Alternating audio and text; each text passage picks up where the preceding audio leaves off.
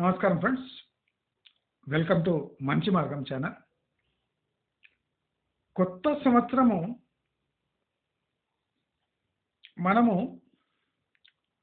కొత్త రకమైన ఆలోచనతో ప్రారంభిద్దాం. ప్రతి ఒక్కటి చాలా మంది అసలు సోషల్ సబ్జెక్ట్ అనేది అంత ఇంపార్టెంట్ కాదు, మొత్తం చూచి రాత అంటే టెక్స్ట్ బుక్లో ఏముంటుందో అది చూసి రాసుకున్నాడే, అదొక పెద్ద సబ్జెక్టు కాదు. చాలామంది ఈ మ్యాథ్స్లో ఫెయిల్ అయ్యే వాళ్ళే సోషల్ చదువుకుంటారు అనే ఒక నానుడి సొసైటీలో ఉంది. కానీ సోషల్ అనే సబ్జెక్ట్ సొసైటీకి సంబంధించిన సబ్జెక్ట్. అంటే సొసైటీలో ఈ సోషల్ ఫ్యాక్టర్స్ని స్టడీ చేసేదే సోషల్ అనే సబ్జెక్ట్. అసలు ఫస్ట్ నేర్చుకోవాల్సింది ఈ సబ్జెక్టే. మ్యాథ్స్ నా జీవితంలో plus minus multiplication division percentages ఈ 5 తప్ప నా లైఫ్లో ఏ థియరము పనిచేయలేదు, ఇప్పటివరకు అవసరము పడలేదు. ఇంకా శేష జీవితంలో కూడా దీని అవసరం రాదని నేను అనుకుంటున్నా. సో ఇప్పుడు మనం చేసే ఇన్వెస్ట్మెంట్ కానీ మనం అర్న్ చేసే మెథడ్ కానీ మనం ఎట్లా ఆలోచించాలనే విధంగాని సోషల్ అనే సబ్జెక్ట్ని స్టడీ చేస్తే తెలుస్తుంది. దీంట్లో అన్ని బ్రాంచెస్ కూడా చాలా important, like history plus science related Geography, civics, economics, అది కాకుండా స్టాటిస్టిక్స్, ఇవన్నీ కలగలిపి ప్రపోర్షనేట్గా ఆలోచిస్తే కరెక్ట్ డిసిషన్స్ అవే వస్తాయి.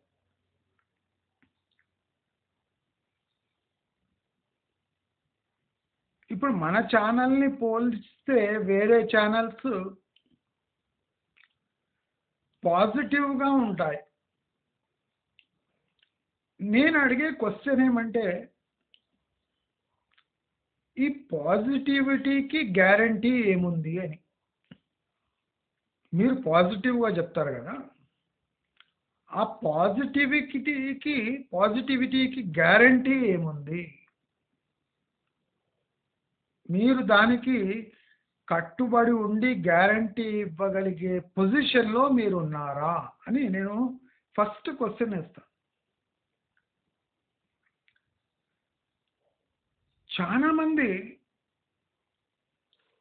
రియల్ ఎస్టేట్లో ఇన్వెస్ట్ చేయడానికి తహతహలాడుతున్నారు. నేను మళ్ళీ వార్నింగ్ ఇస్తున్నా, లాస్ట్ 10 years డేటా తీసుకొని విర్రవీగకండి. ముంబై చుట్టుముట్టు ప్రదేశాల్లో ఇంకా 2 లక్షలకు 100 గజాల భూమి అవైలబుల్ ఉంది. ముంబై అటువంటి మహానగరంలో కూడా 2 లక్షలు ఇస్తే 100 గజాలు అవైలబుల్ ఉంది. ఢిల్లీ అవుట్స్కట్స్లో, హర్యానాలో అటువంటి చోట్ల కూడా 3-4 lakhsకి 100 గజాలు అవైలబుల్ ఉంది.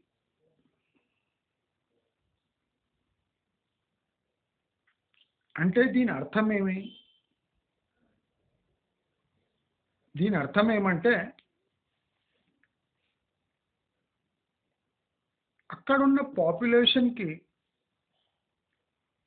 గ్రాస్ ఇన్కమ్స్కి ప్రపోర్షనేట్గా అక్కడ ల్యాండ్ వాల్యూస్ ఉన్నాయి. కానీ హైదరాబాద్లో ఇక్కడ నివసిస్తున్న వాళ్ళ ఇన్కమ్స్కి ప్రపోర్షనేట్గా ల్యాండ్ వాల్యూస్ లేవు. ఇక్కడ ల్యాండ్ వాల్యూస్ హైపర్ ఇన్ఫ్లేటెడ్ స్టేజ్లో ఉన్నాయి. అంటే సామాన్యుడు అంటే 95% మంది ఈ ల్యాండ్స్ని అఫోర్డ్ చేయలేరు అని అర్థం. అయితే 90-95% మంది ల్యాండ్ అఫోర్డ్ చేయని స్థితిలో ఉంటే ఈ ల్యాండ్ ప్రైసెస్ హైగా ఎలా ఉంటాయి అంటే ఈ 90-95% భూములు ఎవడు కొంటున్నాడు? ఇక్కడ లోకల్ పాపులేషన్ ఆ ల్యాండ్స్ అఫోర్డ్ చేయలేని పరిస్థితిలో ఉంటే ఇప్పుడు ఇక్కడ ప్లాట్స్ కానీ ల్యాండ్స్ కానీ రెసిడెన్షియల్ విల్లాస్ కానీ ఫ్లాట్స్ కానీ ఎవడు కొంటున్నాడు? ప్రాక్టికల్గా ఇక్కడ సేల్స్ అవుతున్నాయా లేవా అని ఇట్లే అంచనా వేయచ్చు. ప్రతి రెసిడెన్షియల్ వెంచర్లో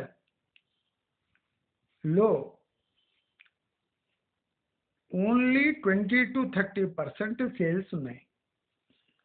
అంటే 70% వెంచర్ ఖాళీగా ఉంటుంది.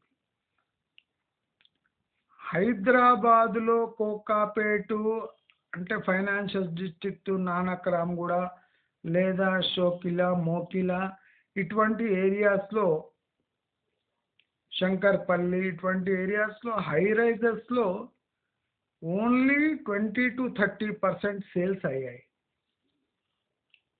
మిగతా ఈవెన్ ఫైనాన్షియల్ డిస్ట్రిక్ట్లో కూడా రెంట్కు ఉన్న ఆఫీసెస్ బిల్డింగ్స్లో ఓన్లీ 30% రెంట్కి ఇచ్చేశారు, మిగతాది ఖాళీగా పడున్నాయి. నైట్లో డౌట్ రావద్దని అన్ని చోట్ల అన్ని ఫ్లోర్స్లో లైట్లు ఆన్ చేసి పెడుతున్నారు తప్ప అక్కడ ప్రాక్టికలీ అన్ని ఫ్లోర్స్ ఆక్యుపై కాలేదు. 30-40% ఓన్లీ రిలీజెస్ రెంట్ మీద ఇచ్చేయబడింది. మిగతావి అంటే అసలు డిమాండే అంటే ఎంక్వైరీనే లేక పై ఫ్లోర్స్ అన్నీ ఖాళీగా పడున్నాయి. లేదా ఏదైనా కొత్త స్టార్టప్ తాను అఫోర్డ్ చేయలేని పరిస్థితిలో టాప్ ఫ్లోర్స్లో తమ ఆఫీసెస్ నెలకొల్పుతున్నాయి తప్ప ప్రాక్టికలీ 60% వేకెంట్గా ఉండి తళతళలాడే బిల్డింగ్స్ లాగా కనిపిస్తున్నాయి. ఇది నా దగ్గర ప్రాక్టికల్ రిపోర్ట్ ఉంది. అంటే మీరు రోడ్డుపై నడుస్తూ కెమెరా బిల్డింగ్ వైపు చూపితే అది లాస్ ఏంజల్స్ లాగానో డల్లాస్ లాగానో ఉండొచ్చు, కానీ లోపల ఖాళీగా ఉన్నాయి బిల్డింగ్స్. హైదరాబాద్ చుట్టుముట్టు యావరేజ్ రెంటల్స్ ఉంటేనే ఒక ఆఫీస్ నెలకొల్పితే దాని రెంటల్స్ అంటే మెయింటెనెన్స్ విపరీతంగా పెరిగిపోతుంది. అలాంటి సమయంలో ఈ ఫైనాన్షియల్ డిస్ట్రిక్ట్, శంకర్పల్లి ఇటువంటి ఏరియాస్లో, హైటెక్ సిటీ ఇటువంటి ఏరియాస్లో ఒక నార్మల్ సెటప్ రన్ చేయడం అంటే తలకు మించిన భారంగా మారింది. ఇది కమర్షియల్ స్పేస్ యొక్క పరిస్థితి ఇప్పుడు ఫైనాన్షియల్ డిస్ట్రిక్ట్ ఏరియాలో. అంటే 60% ఖాళీ పెట్టుకొని విర్రవీగడం అంటే వీళ్ళకే చెల్లింది. అయితే మనం ఇప్పుడు హై రైజెస్కి వస్తే, నేను హై రైజెస్ గురించి బ్యూటిఫుల్ ఎక్స్ప్లెనేషన్ మీకు ఇచ్చాను, కానీ చాలా మందికి బుర్రకు ఎక్కలేదు. అది ఇప్పుడు ఎక్కుతుంది. హై రైజెస్ వల్ల ప్రాబ్లమ్స్ ఏమేమి ఉంటాయి? హై రైజెస్ వల్ల మనకు ప్రాబ్లమ్స్ ఏమేమి ఉంటాయి? నంది రామేశ్వరరావు అని ఒక చాలా పెద్ద మనిషి ఉన్నాడు.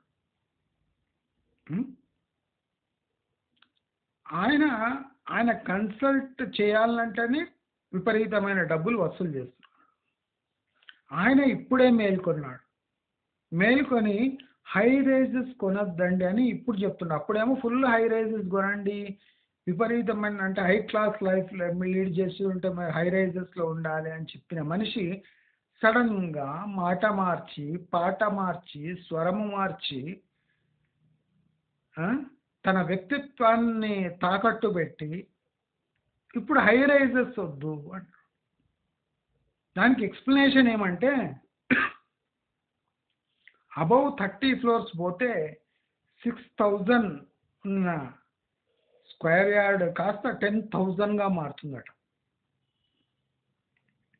30 అంతస్తులు మెటీరియల్ లిఫ్ట్ చేస్తే అంత మారితే మరి 30 floors అబౌవ్ మెయింటెనెన్స్ ఎంత ఉండాలి?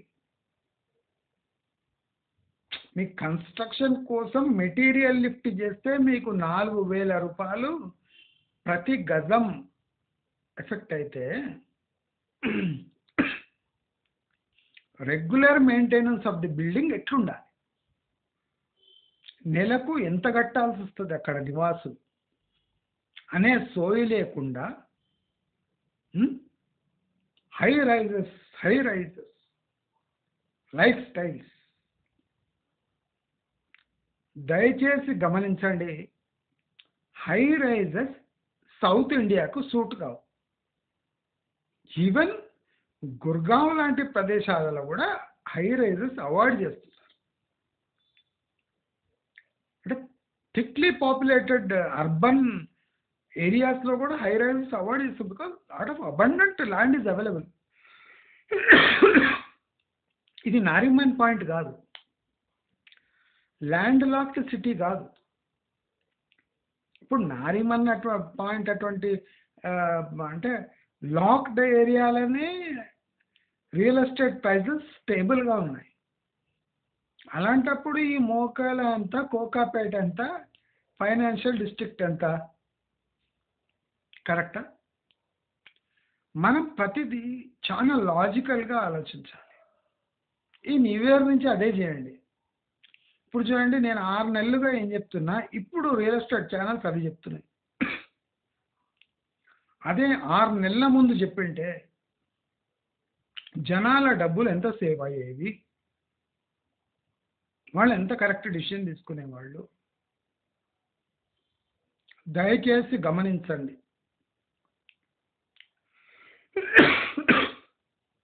సారీ, మీకు ఎంత ఆదాయం ఉండనివ్వండి, ఒక ఇల్లు అనేది మన యావరేజ్ ఇన్కమ్ని బట్టి హైదరాబాదులో డబుల్ బెడ్రూమ్ 30 లక్షలు దాటకూడదు. 30 లక్షల పైన మీరేం పెడుతున్నారో మొత్తము నురగ మాత్రమే. ఏ రోజైనా హైదరాబాదులో రేట్స్ ఈ లెవెల్కి వచ్చి రావచ్చు, అంటే వచ్చేయచ్చు. అంటే నిర్మోమాటంగా, ఖచ్చితంగా, దయ లేకుండా, నిర్దాక్షిణ్యంగా 30 లక్షలకు తెచ్చి పడేస్తారు. అయితే మీరు ఈ 120% ఓవర్ పే చేసేది మీ దగ్గర రాబట్టడం బ్యాంకులకే కష్టంగా మారుతుంది. మీ కండ్ల ముందే మీ అసెట్ వాల్యూ 100% నరకవేయబడితే, నేను చెప్పినప్పుడు ఎగ్జాజరేషన్ అనిపించింది. కొంతమంది క్యాల్కులేషన్లు జోకులు వేశారు, సన్నాసులు, గాడిదలు, కంచెర గాడిదలు. అంటే వీళ్లకు వ్యూవర్స్ అంటే గొర్రెల్లాగా అనుకుంటున్నాడు. ఒక ఛానల్ చూస్తున్నాడంటే వాడు గొర్రె అనుకుంటున్నాడు. కాదు, వాళ్ళు ఎన్నో ఆశలతో, డౌట్లతో, మంచి మనసుతో ఒక ఆశ పెట్టుకొని ఎక్కడి నుంచైనా మంచి సజెషన్ దొరుకుతుందేమో అని ఛానల్స్ చూస్తారు. కానీ వాళ్ళను గొర్రెల్లాగా చేసి మందలను రాంగ్ రూట్లో తిప్పేది మీ మూర్ఖత్వము, మీ పైశాచికత్వానికి నిదర్శనం. ఏ ఛానల్ అయినా కానివ్వండి, ముఖం మీద చెప్పేస్తున్నా. ఈవెన్ బిల్డర్స్ కూడా నేను ముఖం మీద చెప్తున్నా. మీరు చేసేది నీచ నికృష్టపు పని.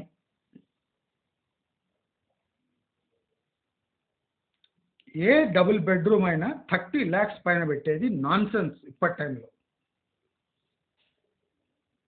కానీ మనకు అవైలబుల్ లేవని చాలామంది మొత్తుకుంటున్నారు. మనము పేషెన్స్తో ఉండాలి. ఇది లైఫ్ టైం ఇన్వెస్ట్మెంట్ కదా. మీరు ఒక 3-4 years ఇన్వెస్ట్ చేస్తే ఏం పర్వాలేదు వెతకటంలో. ఆగటంలో కూడా ఇన్వెస్ట్ చేయొచ్చు. మీరు 3-4 years యూ కెన్ వెయిట్. మీరు ఇప్పుడు ఈఎంఐ కట్టేది ఇప్పటి నుంచే మీ బ్యాంక్లో ఒక అకౌంట్ ఓపెన్ చేసి ఈఎంఐ డిపాజిట్ చేస్తూ పోండి. ఆ ఈఎంఐపై మీకు వడ్డీ కూడా వస్తుంది. మీకు ఇప్పుడే అంత ఆత్రత ఉంటే మీ టార్గెటెడ్ ఈఎంఐ ఉంటుంది కదా. నేను ఒక 70 లక్షల ఇల్లు తీసుకొని 50 లక్షల లోన్ కడతా అని దాంట్లో 25-30,000 మీరు బ్యాంక్లో డిపాజిట్ చేసి రికరింగ్ డిపాజిట్గా మార్చేసేయండి. అంటే మీకు యాక్చువల్లీ రైట్ ప్రైస్ ఎప్పుడు లభిస్తుందో అప్పుడు ఈ బాండ్ బ్రేక్ చేసి మీరు డైరెక్ట్ క్యాష్ ఇచ్చి మీ సగం amount you can pay as EMI. అంటే మీకు అప్పుడు ఈ డిపాజిట్స్ అనేవి తోడ్పడతాయి. మీకు షాక్స్ తగలవు. మీ అసెట్ అంటే మీరు అనుకున్న టార్గెటెడ్ అసెట్కి మీ కండ్ల ముందే అసెట్ వాల్యూ పడుతుంటే చూసి తట్టుకోలేక గుండెపోటు వస్తుంది. నేను 6 నెలల నుంచి చాలా జాగ్రత్తగా మీకు విశ్లేషించి చెప్తున్నా. నేనేం ఫీజులు వసూలు చేస్తలేను. ఫోన్ కాల్కి ఫీజు తీసుకోను. అంటే ఫోన్ కాలే చేయలేరు మీరు నాకు. కానీ ఏ విధమైన కన్సల్టెన్సీ నేనేం చేస్తలేను. చాలామంది స్పాన్సర్షిప్ని వదులుకున్నాను. అది ఎందుకంటే నేను న్యాయబద్ధంగా వ్యవహరించలేను కాబట్టి నేను స్పాన్సర్షిప్ వదులుకున్నాను. నేను అందుకోసమే నా ఛానల్ నడపడానికి మీ తరఫున ఏదైనా దోహదం చేయండి, ఫైనాన్షియల్ హెల్ప్ చేయండి అని అకౌంట్ నంబర్ ఇస్తున్నా. నేను ఈరోజు కూడా నేను డిస్క్రిప్షన్లో నా కామెంట్ బాక్స్లో అకౌంట్ నంబర్ ఇస్తాను. మీకు తోచినంత దాంట్లో మీ వంతు సహాయం మీరు చేయండి.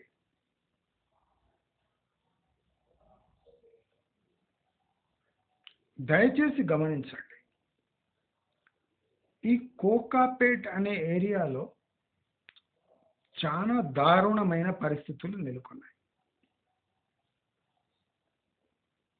ఈ 100 crore per acre ఆక్షన్ అనేది ఒక ఫేక్ ఆక్షన్. దానిపై కన్స్ట్రక్షన్ చేపట్టడం most dangerous project that builders have taken up. వాళ్ళ 100 crore ఇన్వెస్ట్మెంట్ రాబట్టడం పెద్ద కథ కాదు. కానీ వాళ్ళ ఎస్టిమేటెడ్ ప్రాజెక్ట్లో ఎంత పర్సంటేజ్ అమ్ముడు పోతుంది అనేది పెద్ద ప్రశ్న. వీళ్ళ డబ్బులు రాబట్టడం అనేది ఒక ప్రశ్న కాదు. వాళ్ళు already invested capital beyond 100 crores that is invested in construction of the high rises. అది చాలా రిస్క్లో ఉంది. ఆ రిస్క్ ఎవరికి ఉంది అంటే బ్యాంక్స్కి ఉంది. బ్యాంక్స్ సీజ్ చేసినాయంటే వాళ్ళ 60% ప్రాపర్టీ బ్యాంక్స్కి వెళ్ళిపోతుంది. వీళ్ళు ఇన్వెస్ట్ చేసిన 100 కోట్లు రికవర్ చేయడం పెద్ద కథ కాదు. వాళ్ళు 5 floors రికవర్ చేసేస్తారు. మిగిలిన 15-20 floors ఏం చేస్తారు?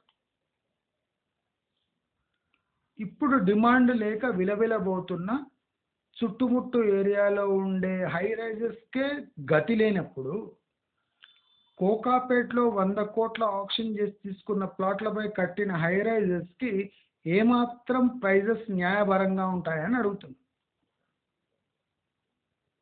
అది కాంగ్రెస్ సర్కార్ వచ్చినాక రియల్ ఎస్టేట్ పరిస్థితి ఎలా ఉందో అందరికీ తెలిసిపోయింది.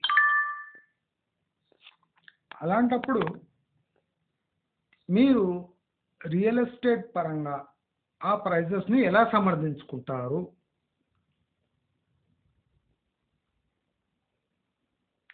స్పాట్లో కోకాపేట్లో కట్టే హై రైజెస్కి 30% డిస్కౌంట్ నడుస్తుంది. ఎక్కడ ప్రైజెస్ తెలుసా? Financial districts Hitech City, Shankarpally ఇటువంటి ఏరియాలో కట్టిన హై రైజెస్కి 30% డిస్కౌంట్ ఆఫర్ చేస్తుండ్రు కోకాపేట్లో. ఇది ఇప్పుడు గోల్డెన్ ట్రయాంగిల్ కాదు, ఇది గోల్డెన్ ట్రయాంగిల్ ఏమాత్రం కాదు. దయచేసి అందరు గమనించండి.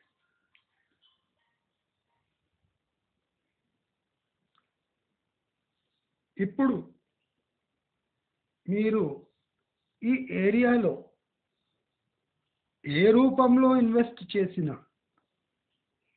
అతి ప్రమాదకరమైన area. The most dangerous place to invest at present in Hyderabad is West Hyderabad, and Kokapet will be the most horrible affected region in total West Hyderabad. Please remember one thing. One-sided development అనేది ఎప్పుడు హైదరాబాద్కి are any సిటీకి చాలా dangerous. Unless the topography and geography restricts it. అంటే ఇప్పుడు ముంబై లాంటి city 3 sides water ఉంటే they have no option but to go north. అంటే ల్యాండ్ లాక్డ్ ఉంటే you have a logical reason, but when vast tracts of land is available, మీరు high rises కట్టడం పెద్ద తప్పు. అండ్ ఇప్పుడు కోకాపేట్ అనేది ఒక రాంగ్ అంటే నోషన్కి రాంగ్ ఎగ్జాంపుల్ సెట్ చేసింది. అంటే హౌ అంటే ప్రైజెస్ రిగ్ చేయడానికి ఒక ఏరియాను టార్గెట్ చేసి ఎలా ఇన్వాల్వ్ చేశారో ఆ ఏరియాని, ఎలా హైప్ ఇచ్చారో అన్నదానికి ఎగ్జాంపుల్గా మిగిలిపోయింది ఏరియా తప్ప అదొక మంచి గోల్డెన్ ట్రయాంగిల్గా మిగిలిపోలేదు. దయచేసి ఈ న్యూ ఇయర్లో ఒకటి గుర్తుపెట్టుకోండి, వెస్ట్ హైదరాబాద్ని టోటలీ అవాయిడ్ చేయండి. మీకు కష్టమైనా పర్వాలేదు, రెంట్స్కి ఉండండి కానీ అక్కడ ప్రాపర్టీ కొనకండి. ఎందుకంటే there will be massive fall. ఉన్న రియల్ ఎస్టేట్ సావు బతుకుల్లో ఉంటే ఇప్పుడు కోకాపేట్ హై రైజెస్ వచ్చి ఇంకా దెబ్బ కొడతాయి. అంటే ఇప్పుడు కట్టబోయే కోకాపేట్ హై రైజెస్ ఓనర్స్కి కాన్ఫిడెన్స్ లేదు. అంటే వాళ్ళ ప్రకారం ఒక 30% అమ్ముడుపోతాయి హై రైజెస్, మిగతా అన్నీ క్యాన్సల్ అన్న అవుతాయి, హోల్డ్లోనన్నా ఉంటాయి, అసలు అవి డెవలప్ కావు. అంటే పాపులేషన్కి ప్రపోర్షనేట్గా డెవలప్మెంట్ ఉండాలి కానీ పాపులేషన్కి మించి ఒక 100 మంది ఉంటే 300 మంది కోసం మీరు బిల్డింగ్లు కట్టి పెడితే ఆ 100 మందిలో ఎంతమంది 2 ఫ్లాట్స్ 2 ప్రాపర్టీస్ కొనుక్కోగలరు? కొనుక్కోలేరు కదా. Population, employment, employability, incomes, living స్టాండర్డ్స్ని బట్టి మీరు ప్రాపర్టీస్ డెవలప్ చేయాలి కానీ మీరు దూకుడుతోని ఒక 5-10 ఏళ్ల ముందు రావాల్సిన రేట్లు ఇప్పుడే రాబట్టాలి, ఇప్పుడే కట్టేసేయాలి. పాపులేషన్ యొక్క అంటే టోపోగ్రఫీ కానీ అసలు ఇన్కమ్ లెవెల్స్ కానీ ఎకనామిక్స్ కానీ స్టడీ చేయకుండా మీరు ప్రాపర్టీ కట్టుతుంటేనే వచ్చి జనాలు తీసుకోవడం అనేది చచ్చిపోయింది ఆ కాన్సెప్ట్. ఇప్పుడు లేదు ఆ కాన్సెప్ట్. ఇప్పుడు పాపులేషన్కి ప్రపోర్షనేట్ కడితేనే డిమాండ్ లేదు.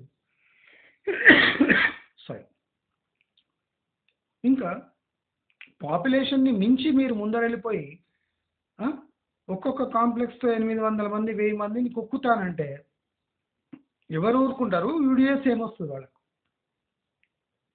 నేను యూడిఎస్ కానీ వాటర్ అవైలబిలిటీ కానీ ల్యాండ్పై ప్రెషర్ పెట్టడం కానీ నేను ఎన్నో వీడియోస్లో మొత్తుకున్నా. అప్పుడు ఎవరు పట్టించుకోలేదు. రాళ్ళు రప్పలు ఉండే ఏరియాలో మీరు 20 అంతస్తులు కడితే అక్కడ 1000 ఫీట్లకు కూడా నీళ్లు పడకపోతే మీరక్కడ ఒక 1500 మందిని కుక్కితే ఆ గేటెడ్ కమ్యూనిటీ ఎలా బతుకుతుంది అని నేను ఎప్పుడో ప్రశ్నించానా లేదా? అప్పుడు లేని సోయి ఇప్పుడు ఎందుకు వచ్చింది? ఎందుకంటే కండ్ల ముందు అందరికీ రియాలిటీ తెలిసిపోయింది గనక, ఎక్స్పోజ్ అయిపోయారు గనక ఇప్పుడు ఫ్యాక్ట్స్ యాక్సెప్ట్ చేసుకుంటున్నారు. ల్యాండ్ యొక్క విలువ ఇప్పుడు తెలిసి వస్తుంది. ల్యాండే లేదు, గజం భూమి దొరకదు అనేది పచ్చి అబద్ధం. లక్షల ఎకరాలు హైదరాబాద్ చుట్టుముట్టు పడున్నాయి. డబ్బు లేకపోతే డబ్బు అరేంజ్ చేసుకొని మెల్లగా కొనండి, కానీ ఆతృతతో బ్యాంక్స్ దగ్గర ఇప్పుడు హౌసింగ్ లోన్స్ తీసుకోబోకండి. ఇది నా స్వీట్ వార్నింగ్. ఇదే మాట ఒక 6 నెలల తర్వాత వేరే ఛానల్ వాళ్ళు చెప్తారు, లేదా ఆర్బీఐ చెప్తుంది. ఇప్పుడే మంచి మార్గంలో మీరు వింటున్నారు. దయచేసి నా మాటలు ఈజీగా తీసుకోకండి. వెస్ట్ హైదరాబాద్లో మీ ఇన్వెస్ట్మెంట్ జీరో ఉండాలి. ఉన్న ఏమన్నా ప్రాపర్టీస్ ఉంటే అమ్మేసుకోండి. వెస్ట్ హైదరాబాద్లో ప్రాపర్టీస్ ఉంటే అమ్మేసుకోండి. తర్వాత మీకు 30 to 40% మినిమం స్లాష్ ప్రైస్ దొరుకుతాయి. డబ్బు లేని వాళ్ళు చింత చేయకండి. రాబోయే రోజుల్లో రియల్ ఎస్టేట్ పరిస్థితి మీకు అఫోర్డబుల్గా ఉండబోతుంది అనే హామీ నేను ఇస్తున్నాను. ఇప్పుడు ఇన్వెస్ట్ చేయకపోతే ఇంకెప్పుడు ఇన్వెస్ట్ చేస్తే చచ్చిపోయింది కాన్సెప్ట్స్. కొని వెయిట్ చేయండి, చచ్చిపోయింది కాన్సెప్ట్. లోన్లు తీసుకొని కట్టుకొని రెంట్ వస్తే దాన్ని అడ్జస్ట్ చేయండి అనేది చచ్చిపోయింది కాన్సెప్ట్. ఈఎంఐల పైన రెంట్ పై ఆశ పెట్టుకొని ఈఎంఐలు తీసుకునే టైం అయిపోయింది. దయచేసి ఈ పాత తుప్పుపట్టిన కాన్సెప్ట్స్ని పక్కకు పెట్టి ప్రాక్టికల్ క్యాష్ ఫ్లో చూసుకొని మీ ఇన్కమ్ లెవెల్స్ ఎక్కువ చేసుకొని ఇల్లు కట్టుకునే ప్లాన్ చేసుకోండి, కానీ ఈ మూర్ఖపు థర్డ్ రేటెడ్ ఐడియాస్ని ఇంకా వదిలిపెట్టండి అని న్యూ ఇయర్ సందర్భంగా కోరుతూ, మీరు నా ఛానల్కి ఏమైనా డొనేట్ చేయాలనుకుంటే మంచి మనసుతో, నేను ఇన్ని వీడియోస్ వేసి మీకు ఏదన్నా మంచి జరిగింది అని మీరు అనుకుంటే దయచేసి కామెంట్ సెక్షన్లో డిస్క్రిప్షన్లో నా అకౌంట్ నెంబర్ ఇస్తాను. Kindly donate to my channel so that I can give out more ideas and give good ideas and future గురించి నేను పక్కా సమాచారం మీకు అందించాలనుకుంటే దయచేసి నా ఛానల్ సర్వైవల్ కోసం మీరు డొనేట్ చేస్తారని ఆశిస్తూ, మీకు నా వీడియోస్ నచ్చినట్లయితే లైక్, షేర్, సబ్స్క్రైబ్ చేసుకోండి. నమస్కారం.